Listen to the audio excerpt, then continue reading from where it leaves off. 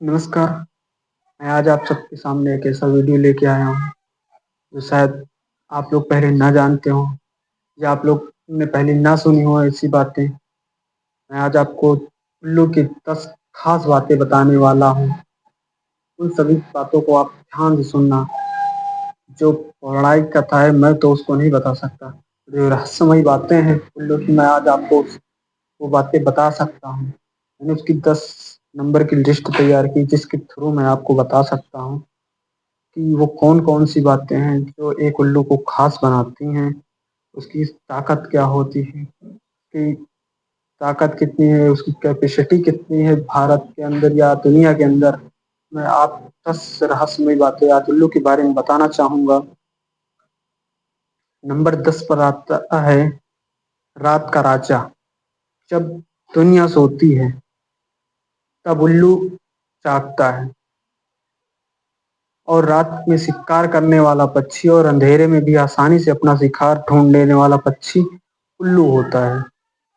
अर्थात ये एक रात का राजा होता है जो रात में सब चिड़िया, पक्षी, बाज और जानवर जितने हैं सब सो जाते हैं, तब ये रात में अपना चलता है और पूरी रात इसी की होती है।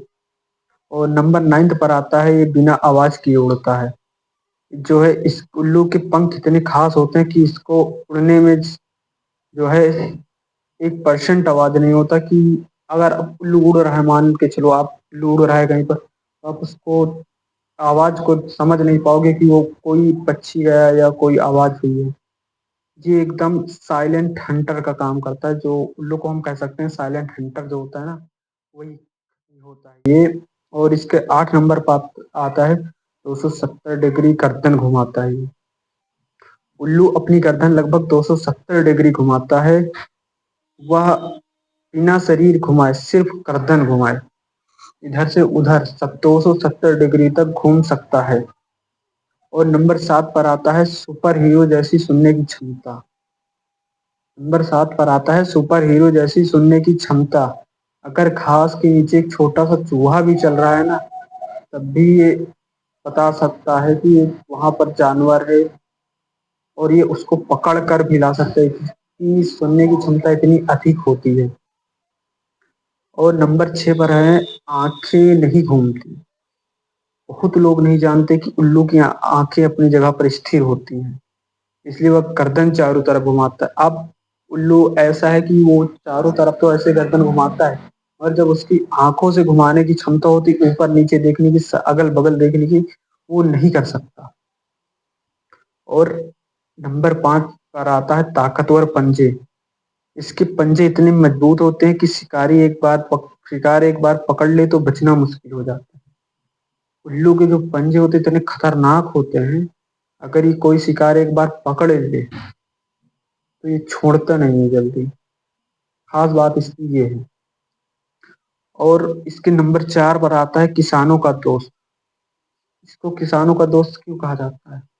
क्योंकि ये उल्लू जो है हर साल अधिक मात्रा में जो है खेतों से चूहों को खाता है, इसलिए इसे किसानों का मसीहा कह सकते हो आप, या फिर किसानों का दोस्त भी कह सकते हो।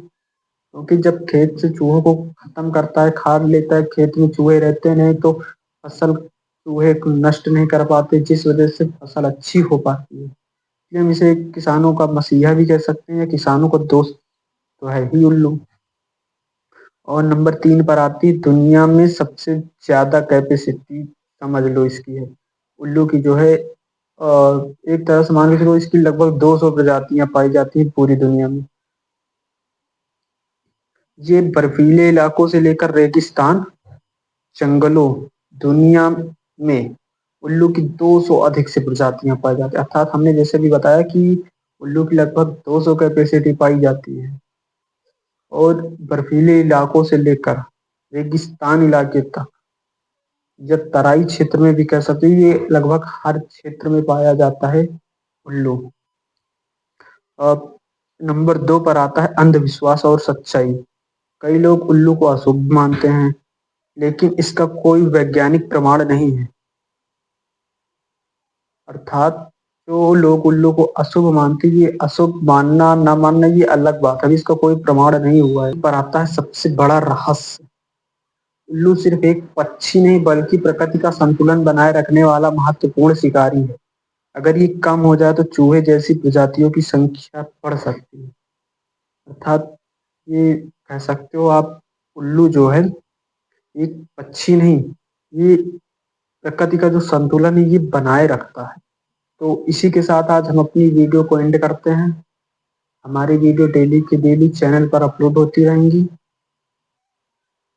आप सभी वीडियो को लाइक, सब्सक्राइब और ज़्यादा से ज़्यादा शेयर करें। धन्यवाद।